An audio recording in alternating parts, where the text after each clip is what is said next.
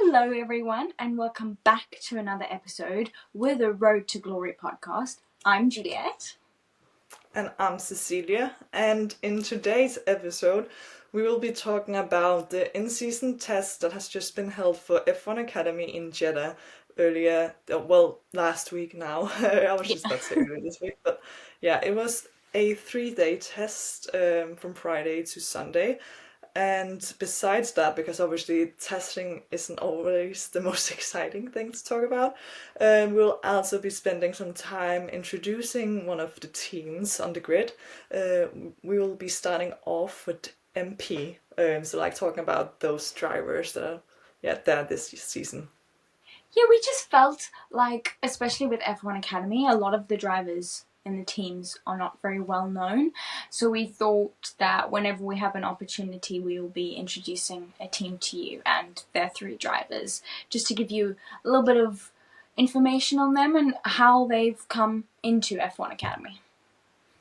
Yeah, so first off, we will start with talking a bit about the test. And obviously, we have talked about testing before. We have to preface it with like the times are not always that representative, and they can be testing different things in different times and stuff like that. But yeah, we'll still like look into what happened. So basically, first up, what is this test? Obviously, as already mentioned, it was across 3 days. One of the sessions each day, I believe, was still in the daytime, and then the second one was later in the evening, where it's more like representative of how the track will actually be when they do their races and stuff. Yeah. And across the 3 days, they did like, I think it was 15 and a half hour, like very specifically. 15 and a half. They were meant to do 16 though, but I think because one of the sessions was ended early, that's how long they got. But yeah, it must have been. I feel like, I don't know, I'm trying to think, how long have the like F2 and F3 tests been in total? I feel like, was it more than 16 hours? Honestly, I'm not sure. I feel like it must have been close to that, the same amount of time, but Yeah, I think they'd be the same amount of time, logically, but 16 hours feels less. I don't know. yeah, maybe it is. I'm honestly not sure. But nevertheless, it is pretty great that they are doing this test because obviously Jeddah is a track that they did race on last season, so the experienced drivers do have obviously experience on the track, so it's good that the rookies get to actually drive on the circuit before they're just thrown into free practice next week. Yeah, and luckily because they will be there soon, so it's they have like a week's break off and then they're back at the track. But it's nice that they keep the test close to when they're actually going to be racing there. Yeah, it really is. So it's still like fresh in everyone's mind. Exactly. Basically. Yeah. Yeah, but obviously kicking off with day one, a general thing across the test was that the rookies were surprisingly doing like really well, most of them, because on day one we did have a rookie topping the timesheets with Ella Lloyd, the McLaren-backed driver. As a McLaren fan, I was very, very happy with that. It's really nice to see Ella performing well because I feel like Shanghai was not her circuit. No. And it didn't really gel with her. But I was reading an interview that she did, and she said that her driving style suited Jeddah a lot more than Shanghai. So it'll be interesting to see what she can do when they're actually there next week, to see if she's still in the front runners. Yeah, honestly, that's also like a really interesting point that she made herself, that she thinks Jeddah suits her better, because it's something that we did touch upon in our like Shanghai race weekend wrap up, that maybe just some of the drivers really just gelled well with that circuit, where it could be different at other tracks, which seems to be the case already. Exactly. Yeah, just I guess they have certain driving styles that suit tracks where they can be a bit more aggressive in. And I mean, Jeddah's actually like a terrifying track. Me, myself, not wanting to drive on there. No, thank you. No. The walls are way too close and they're like on the limit the entire time. Must be stressful. But it's a street circuit, so it's got its challenges.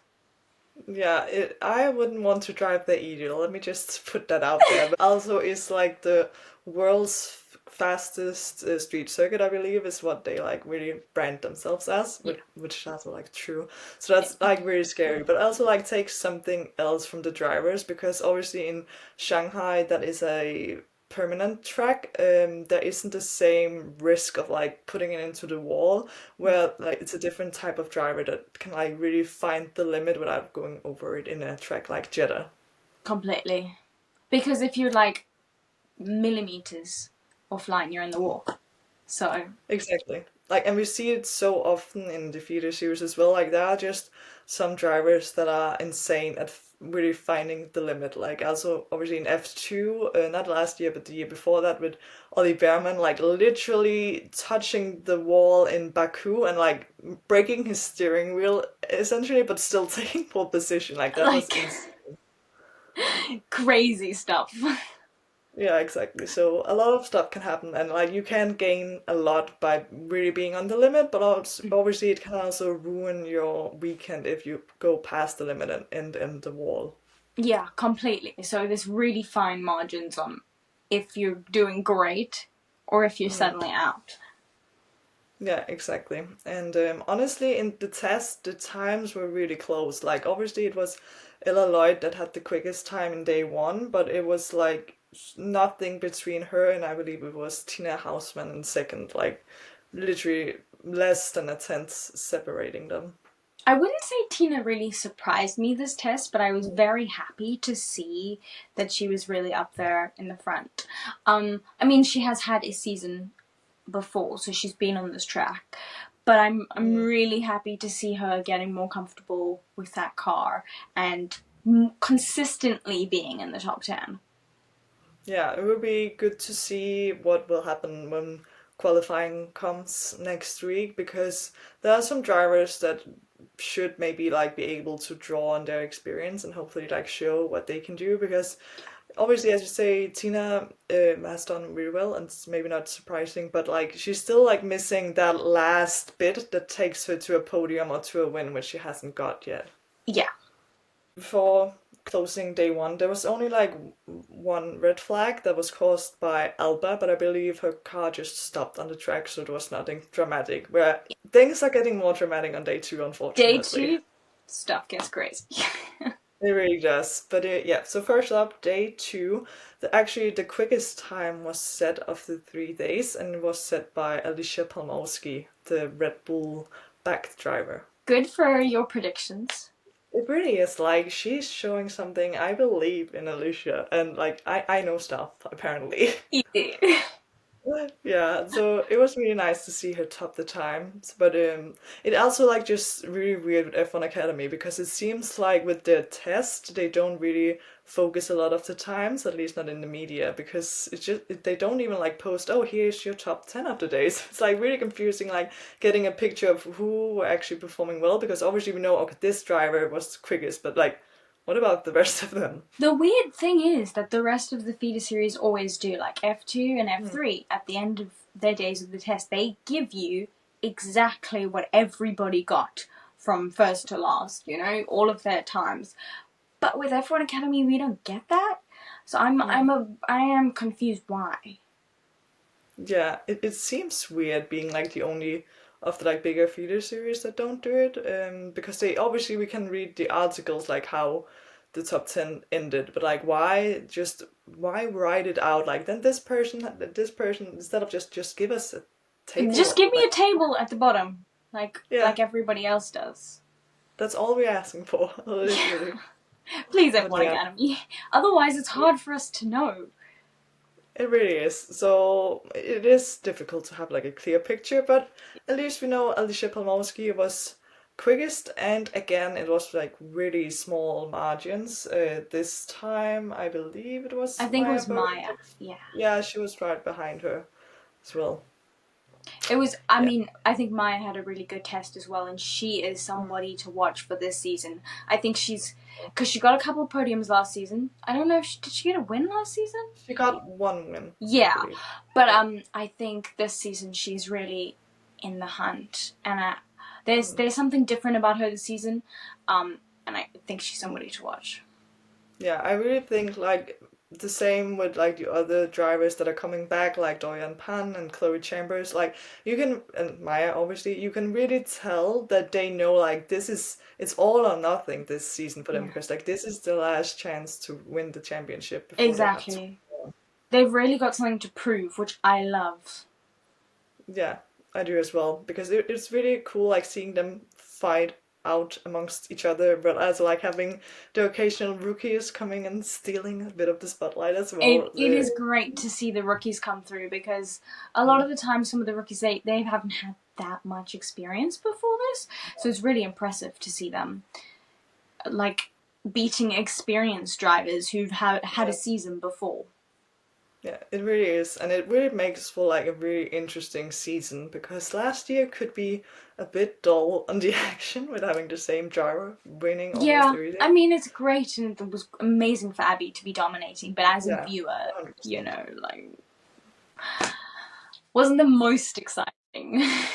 Well, yeah. I also like obviously talking about the experienced drivers and the rookies in the test being a lot of them being quicker than some of the experienced drivers. It was really interesting to see that Doyan Pan was up there, but she never like actually topped the times, at least not overall. Maybe she did a morning session at some point, I'm not sure. But Yeah, like obviously she like really nailed the circuit last year, like I was double about to pole say that. position.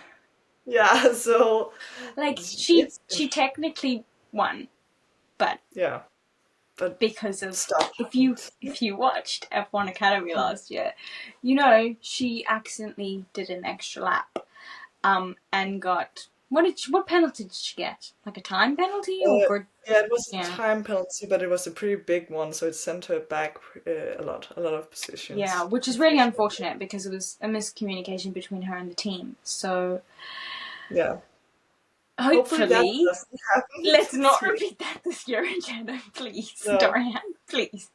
she'll like be staring at where the checkered flag is Yeah. like every lap just to make sure she doesn't miss it this Uh, time. yeah. Yeah. And like Prema will be over the radio to her. Hopefully the radio doesn't like mess up or anything. It has to be clear. Yeah. This is the end whenever we had that. Exactly. Because now she is the championship leader, so it'll be interesting to see if like she can keep that position. Yeah. Yeah. But I guess she has a good shot at it, considering how well she went there last year. Yeah, exactly. So she'll be bringing a lot of experience in with her. Yeah. And then moving on to all the drama, the Oh, yeah. action maybe bit that happened Yeah. on day two. We had one pretty serious thing, but before that, the first red flag was brought out by Rafaela Ferrara. I'm still not sure if I'm pronouncing her name right, but she brought out We the first try. red flag.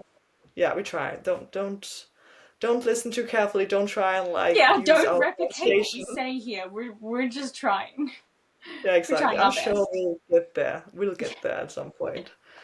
And yeah, after that had been cleared and there was a green flag again, we had Palmowski crashing into the barrier, and another driver tried to avoid her and then like crashed as well. I believe it was Ella Lloyd that then crashed trying Yeah, to I mean, avoid.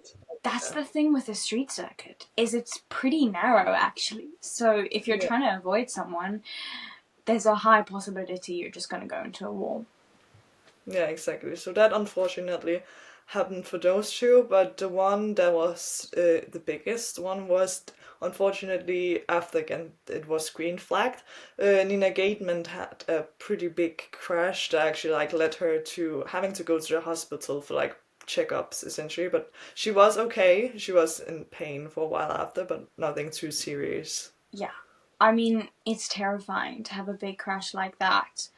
And luckily, everything is okay. But unfortunately, from that, her car could not be repaired, so she did not take part in the No. final day of testing. And the session was not resumed afterwards, which is why we have that shorter timing overall by half an hour.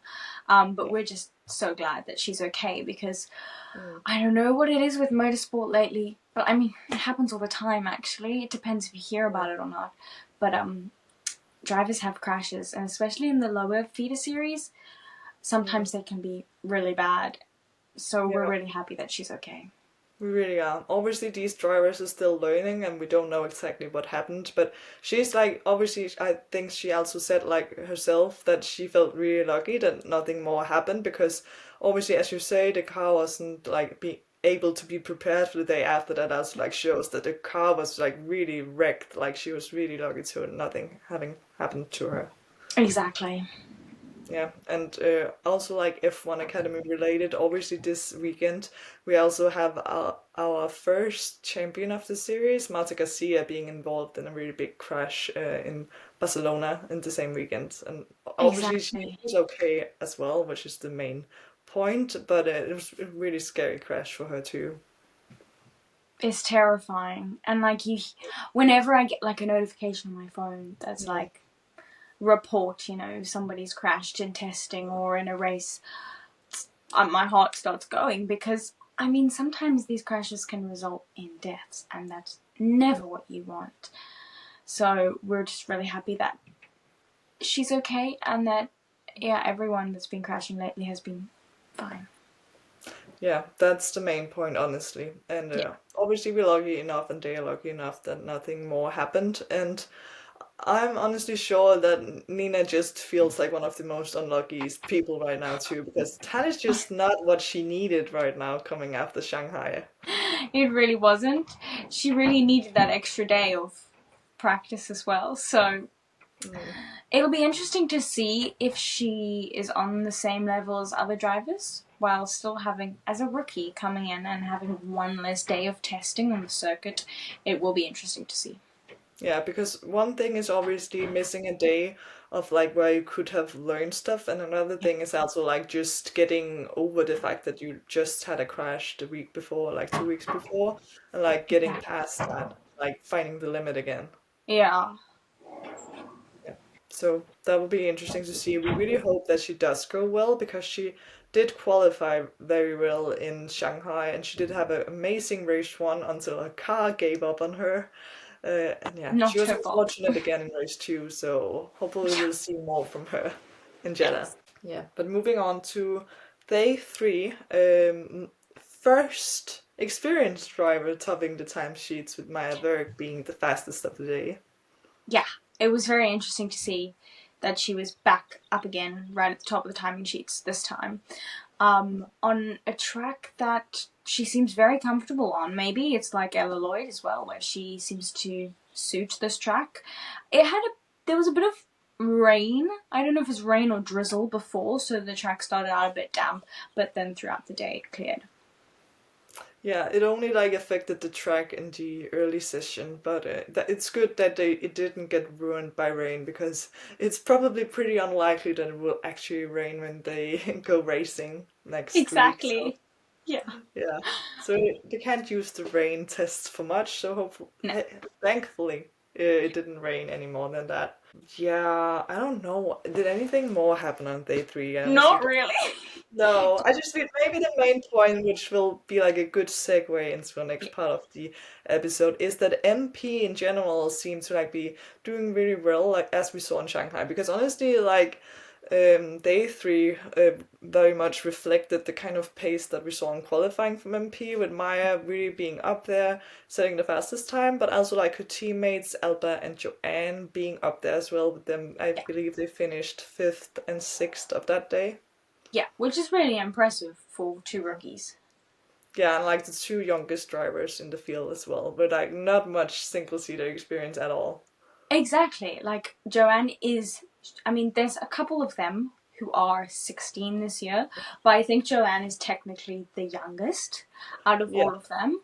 And she actually only recently, she started karting in 2020.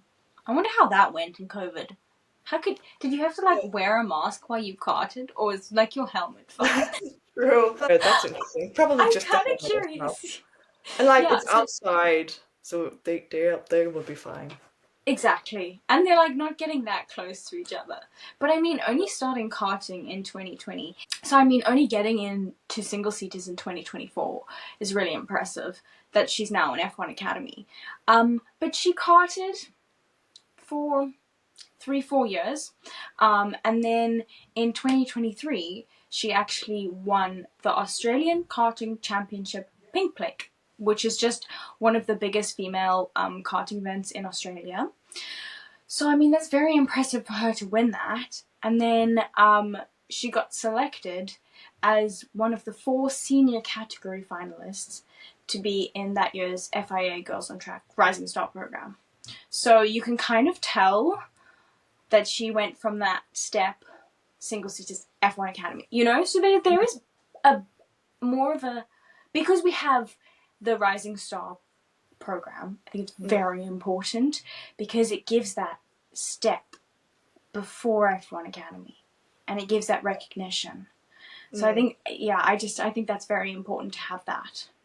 It really is. And it's actually like really interesting with MP because I didn't actually realize that Joanne had been a part of that as well. But actually, Alba and Maya are both previous winners of that FIA Girls on Track Rising Stars program. So like they have all been there. Exactly. I see where you were going with that, MP. Yeah. So then Joanne went into single-seaters in 2024, but obviously there's not much single-seater to do in Australia, so she moved over to Europe, which is the natural progression. That's what they all do. When she was in Australia, she did do Australian F4, and she scored points on her debut, which is really impressive. She then went to Europe and did the Central European Zone 4 Championship. Never heard of that before. Now Never we heard know. of that either. But that's a thing apparently, so that's great. Yeah, good to know. Yeah. Then she did Spanish F4, and she's partaking in Formula Winter Series as well, which is it's good prep for F1 Academy. Yeah, a lot of the drivers in F1 Academy this year did at least a couple of races in the Formula Winter Series. Yeah. So like obviously not starting off the year straight in F1 Academy, just like exactly. It kind of eases them into it. Yeah. Exactly. And but yeah, it's actually pretty interesting because it does sound like her way into motorsport is in general kind of similar to Alba's. Obviously also because Alba is only 16 as well. And like it is kind of funny because obviously Joanne is the youngest driver, but at the same time it annoys me as saying she's the youngest driver because I feel like both Alba and her qualify. They should do it together. Yeah, they should like be the youngest drivers. They're both the youngest driver. Like because I'm not kidding you, there's like 2 days separating them. Like Alba was born 2 days before Joanne. Like it couldn't get closer than that. It really is.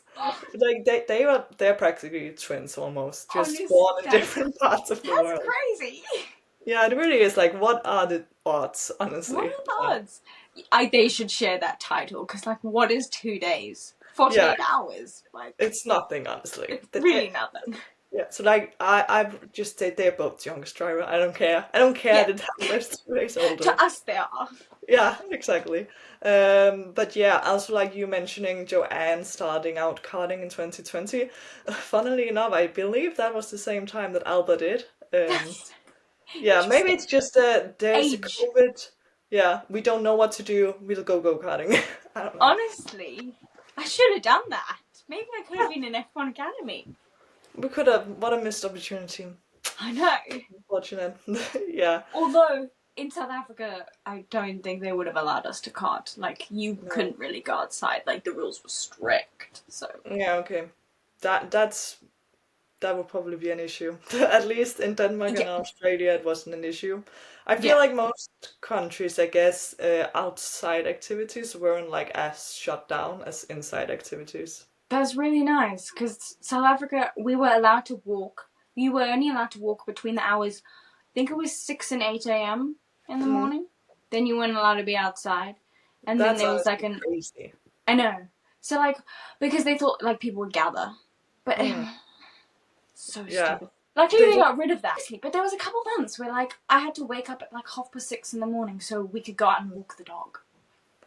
That's insane. Like I've never heard about that. But luckily it's only you that have to go through that, I guess. Alba and Joanne. And luckily in other countries, people like Joanne and Alba could go out karting. Yeah, like obviously, look what it has come to. Like, if COVID hadn't been there, like who knows? Maybe They they maybe they wouldn't. wouldn't be here now. Exactly. Yeah, so something good did come out of COVID. It's not much, but it is something. But it's Joanne and Alba. Yeah, so like they could be future Formula One drivers. We don't know, and They like we could. can Then thank we're gonna be COVID. coming back and being like, "Thank you, COVID, for this."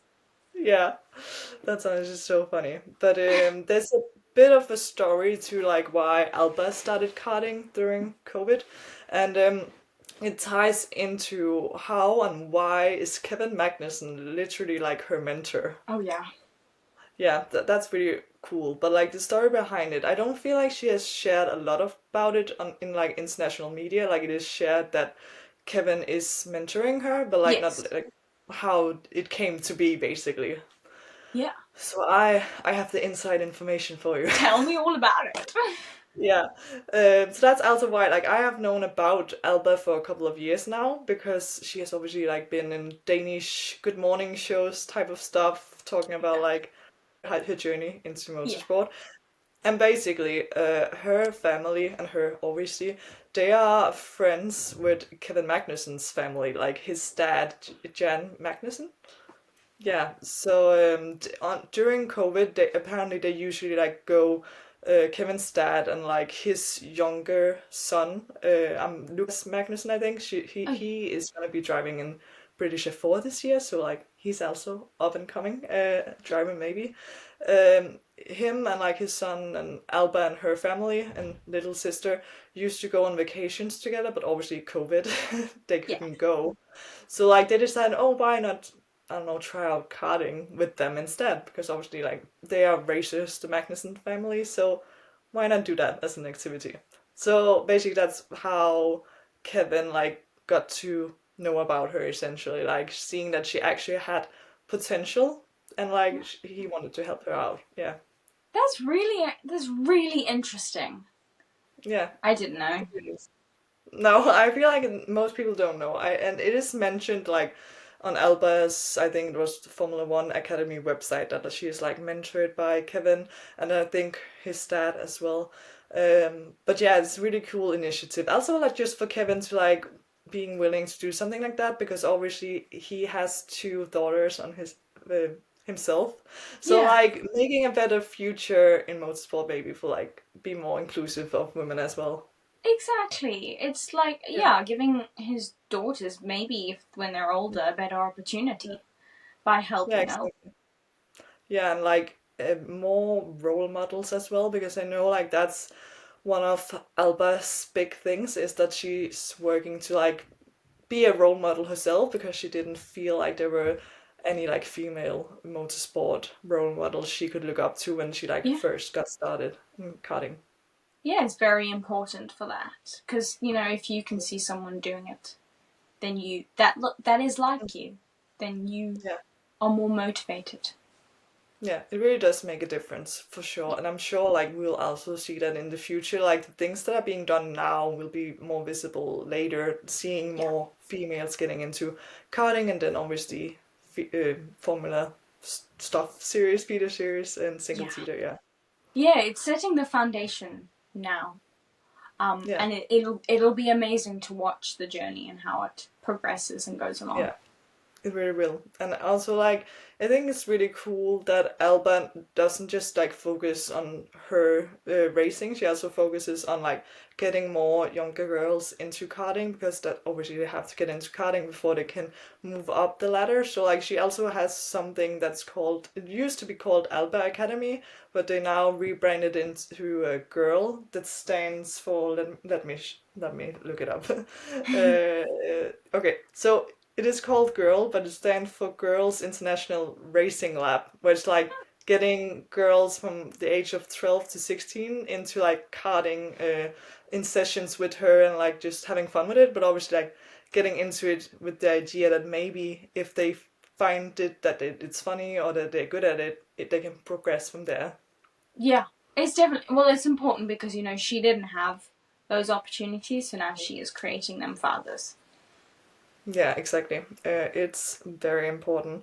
what she and other girls are doing. And also, as I already mentioned, obviously she is a winner of the FIA Girls in Track Racing Stars program, which is also like kind of a funny story because when she applied for that, she thought that it was gonna be go-karts, and she wasn't told until like early before she left, like it's Formula 4 cars.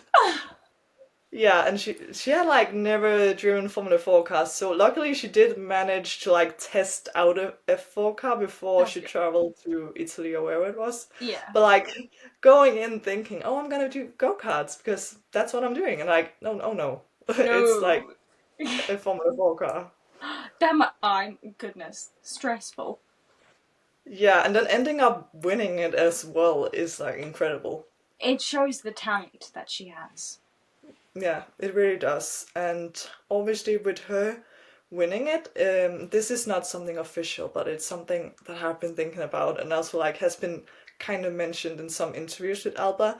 I really think that for next season in F1 Academy, she'll be like before the season, she'll be trying to like be supported by Ferrari next year. I really think like she was one of the candidates for that because obviously Maya won't be there anymore, so they'll need Yes, another exactly. girl. So they'll be having a seat to fill.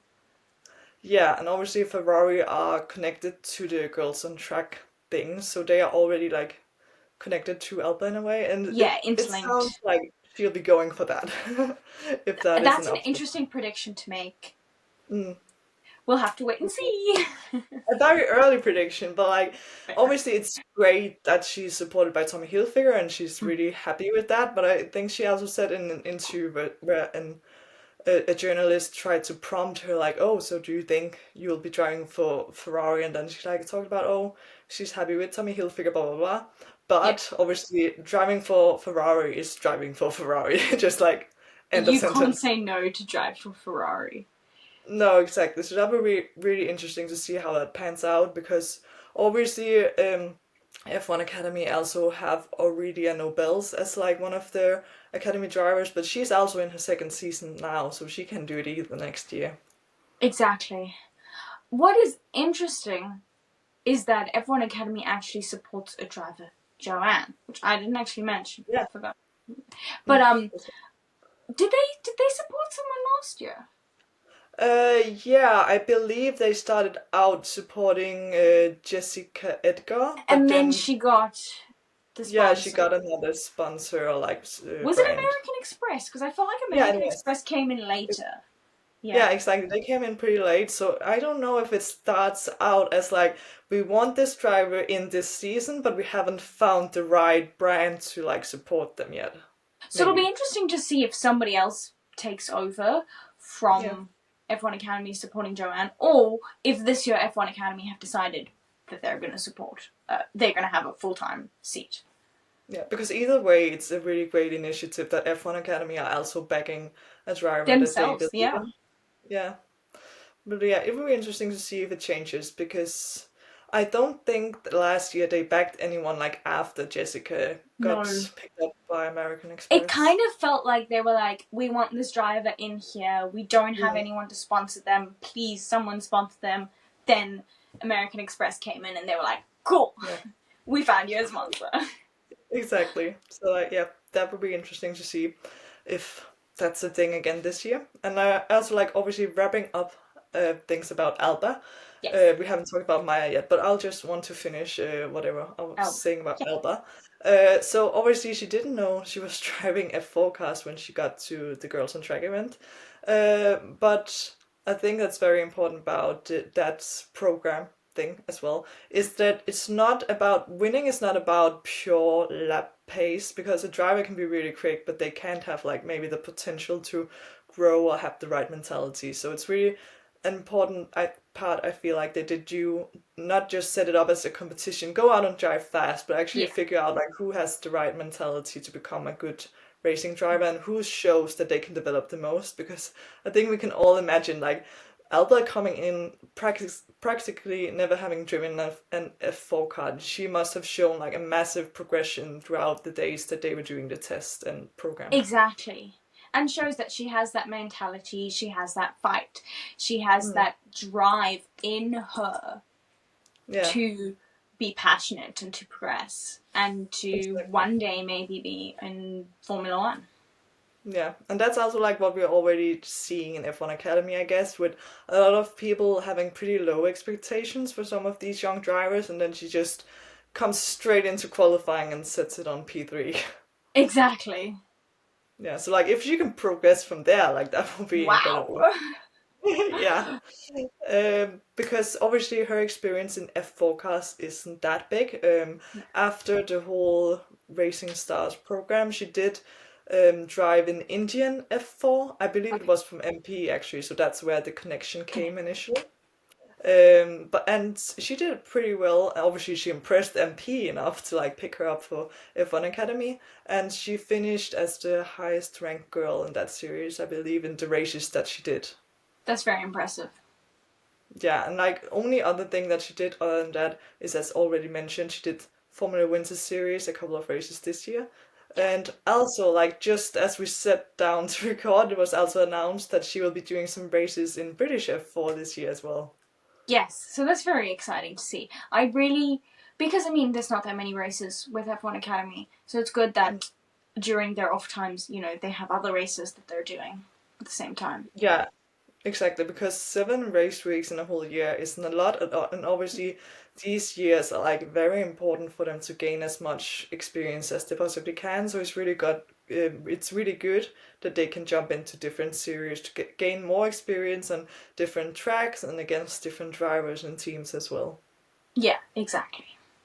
Yeah, and going from two of the literally both youngest The drivers, youngest. most inexperienced drivers, to like a very experienced driver for MP being Maya Weug. Yeah. Who was born in Spain, but as we all know, she races under the Dutch flag.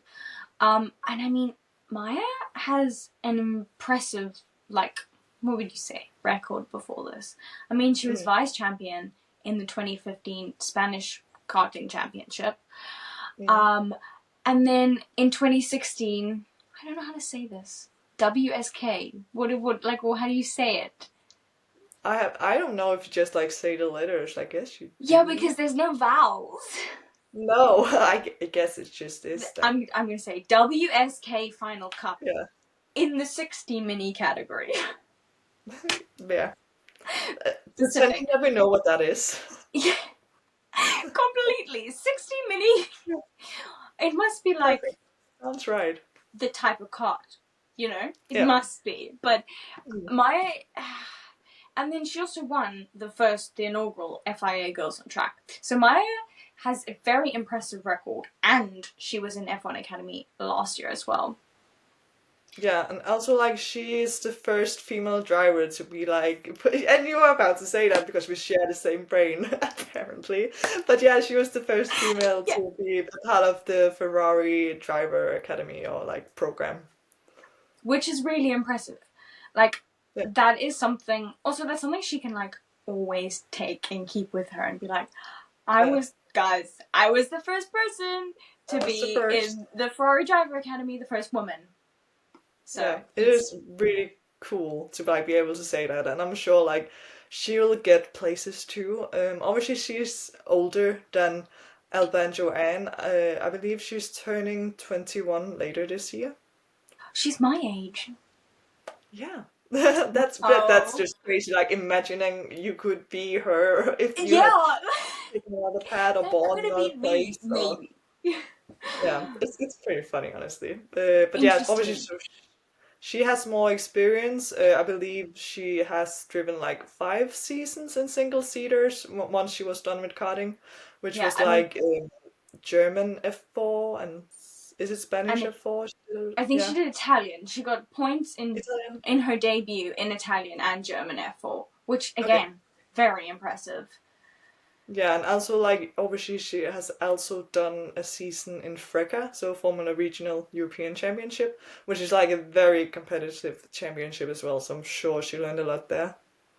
Yeah, and I mean, she scored her a rookie victory there, and then also had loads of top 10 finishes. So Mm. she comes into F1 Academy, having loads of experience, loads of I want to say accolades, stuff that she's won before.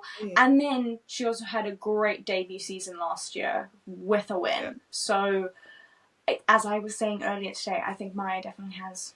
She's somebody to watch for this championship. I think she's going to be fighting near the front.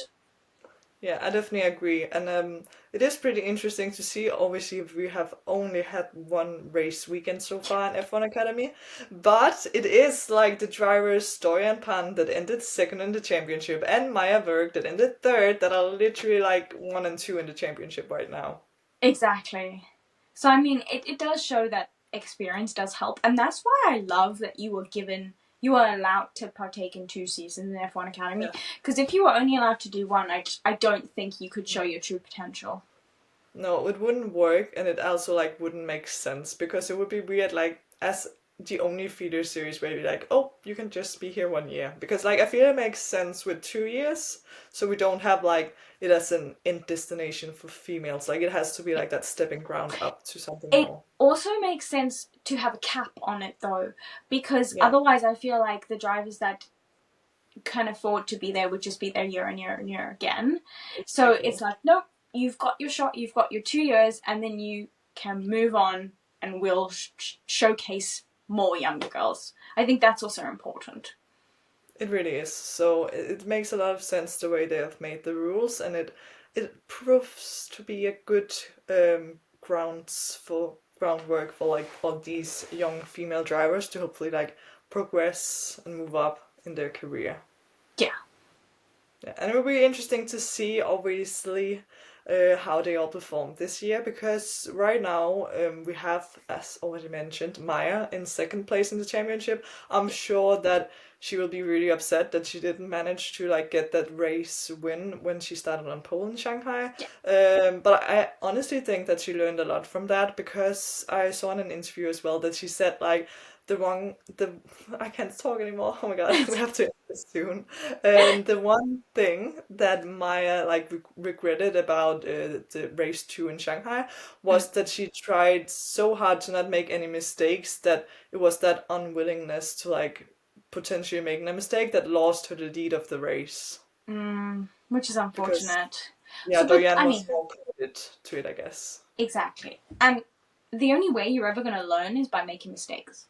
So Yeah, exactly. hopefully she won't do that again. No, and I'm sure like she'll get a race win again this year. She also did last year, but she had to like really fight for it. Obviously, it Yeah. was very very difficult to get any race wins last year, Yeah. with it being a very dominant season by Eric Pulling and Doyan Pan. But yeah, it'll be really cool to see if we will get one of the rookies on the top step in Jeddah when we come there next week, or if we'll see Doyan or Maya, Chloe Chambers stepping up again. Yeah, stay tuned. This coming weekend, we have F2 and F3 back. Yeah. I've Let's missed them. go. Let's We're go we're back. back in Bahrain, which usually is a good track. It's a good circuit. I mean, last year we started at Bahrain and it started off well for me and my drivers last year and it went downhill. So Bahrain, be nice to my drivers again. Yeah. So obviously we will be covering that. And then the triple header the following weekend. We have Jeddah, which we have F1 Academy back. Yeah, I mean, I assume we also have like F2 back, right? They usually drive in Jeddah, They so like usually drive, yeah. yeah, so like we'll make sure to obviously cover, as you said, Bahrain with F2 and F3, and the upcoming week we'll do F1 Academy and F2, which will be interesting because that's the first weekend where they are driving at the same track. At the same, yeah. Yeah. So we hope you enjoyed this video. I mean, it was a little bit of a different style. I hope you learned a lot about MP's drivers, some facts that you didn't know before, and tune in for more. Yeah. And just before we end the episode, obviously, it would be very nice if anyone wants to tell us if this is something you want to see again. Because obviously, we have mentioned in a previous episode that there are so many new drivers and like a lot of drivers that you don't even really know what team they're driving for because they're just obviously supported by a bunch of different teams and brands. So, like, we personally think it's really nice to like see, okay, these 3 drivers are from MP, and like then we'll like maybe continue this as a series, being like, okay, so now we're gonna introduce this team. So hopefully Yeah. you will all want to see more content like that. Yeah, leave your suggestions below if there's a particular team / drivers that you don't know a lot about and you just don't want to research, or you don't want to go down a rabbit hole on the internet. We will happily do it for you and give you all the information, hopefully in a fun way. Yeah, and a final thing. I feel like I keep adding more things. I'm so sorry, but like a final thing I want to add that's kind of feeder series related, kind of not, and very much related to why my brain maybe hasn't worked very well in this episode is that you can also look forward to seeing Frederick Vesti driving FP1 this In Bahrain? Friday. With Yeah, in Mercedes. Bahrain. Yeah, and I'm ready for it. Like, they did this for me. I haven't been able to think about anything else, like, the whole day. Oh, when I got your message this morning when you were like, oh my gosh, I was like, they did this for you today. Like this, it was a Monday morning, like, gift to you. It was. And I had to share it, like, word on the street is Frederick Vesti. And, I mean, you predicted a little while ago that he would be at Bahrain, so... Yeah. I have to, like, be able to channel this power into actually giving him an F1 seat, because I literally said, like, Fred is gonna be in Bahrain. He just is. And he is. Now say it here that Fred is gonna be driving for Cadillac. Like, putting it out into the universe. Hoping it will come true. All the positive energy. Because for those who don't know, Fred Vesti is like my driver. He's my whole personality, honestly. So like I need him to make it to F1. Yes.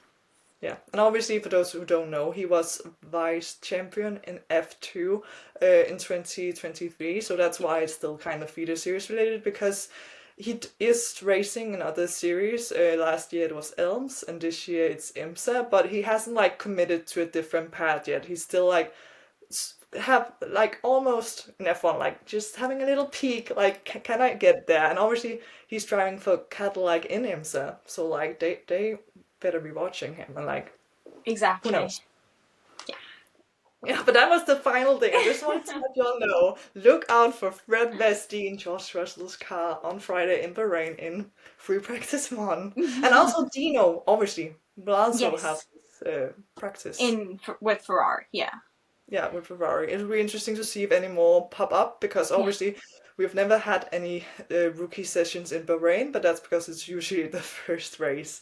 So now it's like more likely that there will be more rookies, because it's further into the season and it's a track that they all know and have driven on. You know what I actually saw this week as another note at the end here? Yeah. I'm pretty sure Luke Browning was driving, I don't know where he was, but he was testing a Williams somewhere.